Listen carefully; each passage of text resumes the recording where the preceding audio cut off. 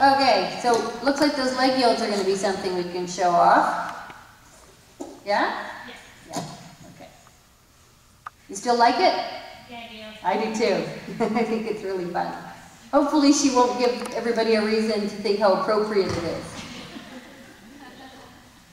Okay, so I'm going to play the shout song a little bit just so we get another feel of it. And then I've got another one, I've got two others that I want to quickly get through. Yeah, you can just keep on going. Yeah. Yeah, in fact, let's go right now.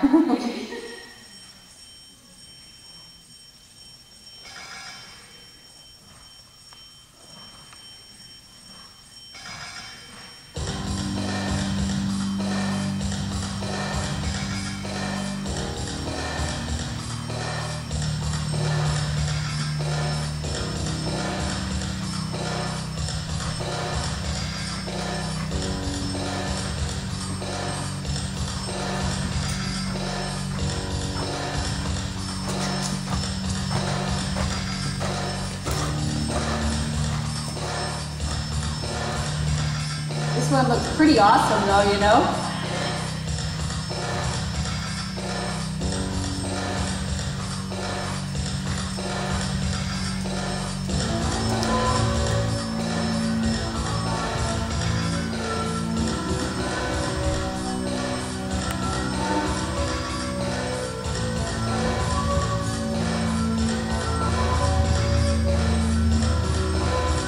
Okay, I'm going to go and change to the next one, which happens to be on the same CD.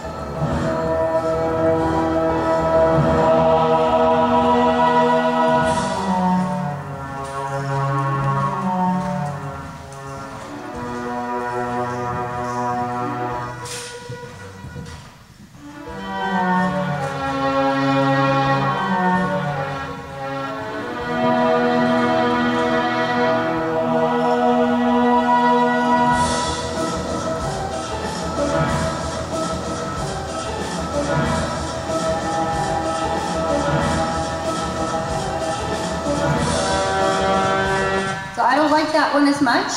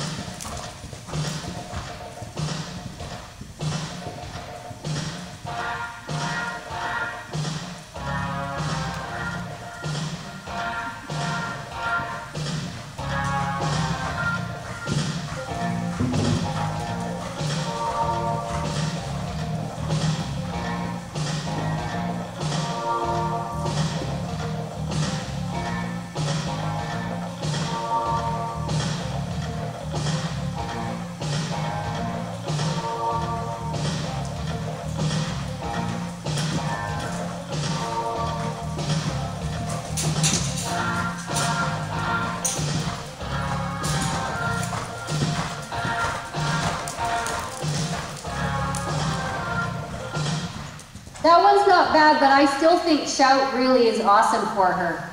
There's just something about it, it makes her canter look amazing. Don't you guys agree? That first one? Yeah, okay. All right, and we won't let her rest for too long. So let's talk about order of gates later. Let's decide how we're organizing the canter work and make our decisions, and then we can figure out how it all fits together afterwards. Her canter's good. Canter's really good, right? There's no reason not to show it off. But maybe she should do all her canter before the walk. Maybe we should be doing the freestyle the way we're doing the ride today. A little bit of trot and then right into the canter. Is there any reason why she might, did she get a little fresh at the show, and if you canter too soon, she might be wild? You'd be going back to walk. What do you think she'd be like about settling into the walk after cantering? Yeah, and then you'd finish in trot after that. So there'd be a real gap there between the canter and the trot. You'd be putting your walk in there. I'm just thinking, what she does is she stands around, or she, doesn't work, and then she's pissy about cantering sometimes. So, I mean, when my horse was 5, that's what I did. I did a little bit of trot, and then I got right into the canter and did the entire canter tour before I walked.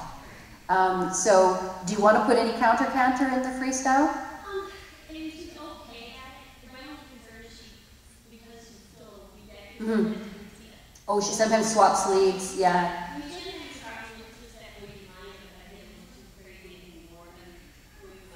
Okay. What about are her lead changes through trot?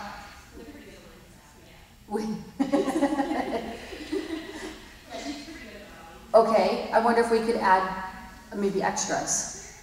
Like, what if you did something like, I don't know, and of course you have to tell me if I'm making something that's too similar to the other 2 freestyles that you've ridden this year, because of course I don't remember those anymore. But to maybe do a circle and a simple change, and a circle and a simple change. Do we want to do more than one lengthening and canter? Yeah, okay. What about, have you ever thought about this, if you did your canter lengthening, instead of just going down the long side, to turn, for example, at A, and make a long line from A to like H? Because what that does, H is here, like let's say you're on right lead, being away from the long side tends to make it easier to keep them a little bit flexed to the inside so they don't, and also you're burying them a bit in the corner in the downward transition.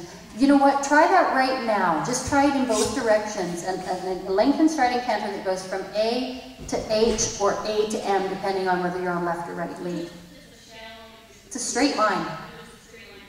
Yeah, instead of going up the long side. It's, just a way of moving it into an interesting place, but it also, it's a bit of a trick to make them also come back a little more easily, because you feel like you're more burying them in the corner at the end.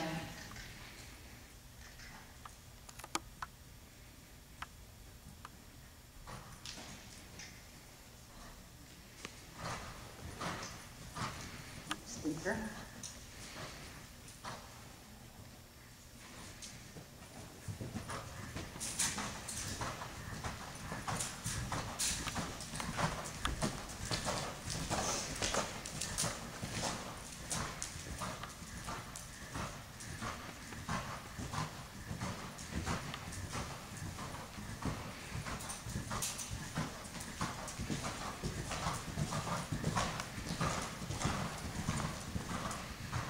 I can't see it at all because you're coming straight at me.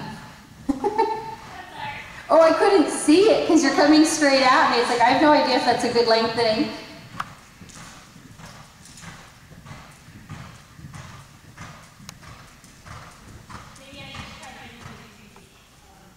Just try left lead.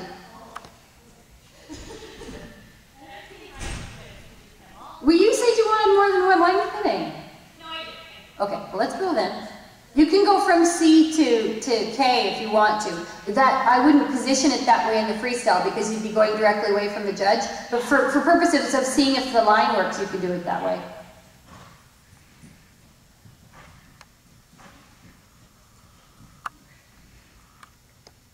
Just take your time, make a circle. It's no problem. She's not the only one that had canter issues this weekend.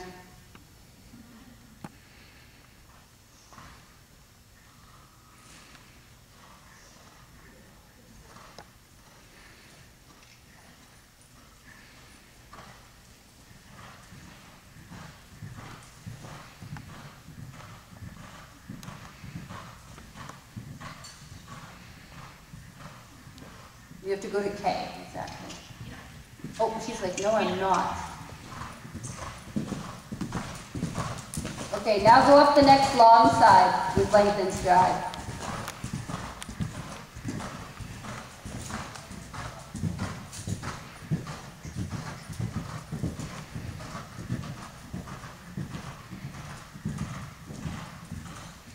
Okay, now change to right lead. Just change rein across the diagonal or across the short diagonal. Change the lead and do a lengthened stride for me on the long side on right lead. I don't think that line works very well. She's sort of going, I don't really know what's going on, and she's too busy wondering why you're doing it and not that responsive to your aid.